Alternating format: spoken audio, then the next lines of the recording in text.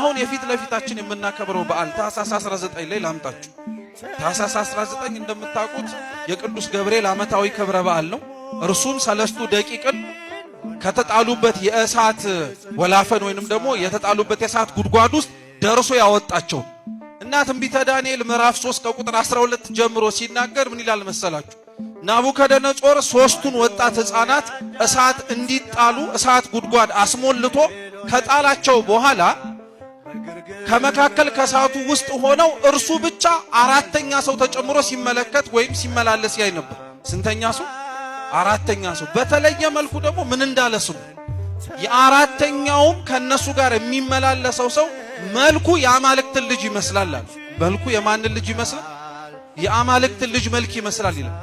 ቅድም ሙሴ ካየውና ይሄኛው ናቡከደነጾር የሚባለው የእግዚአብሔርን ራእይ ከተመለከተበት በጣም የሚቀርበው የትኛው?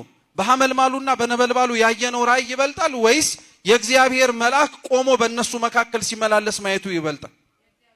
የእግዚአብሔር መልአክ ይበልጣል። በነገራችን ይሄ ለምን እንደሆነ ታውቃላችሁ? ነቢያት ዘመኑ እየቀረበ አምላክ ሰው የሚሆንበት ጊዜ እየቀረበ ሲመጣ በገሃድ እስከሚታያቸው ድረስ ይመለከቱት ነበር።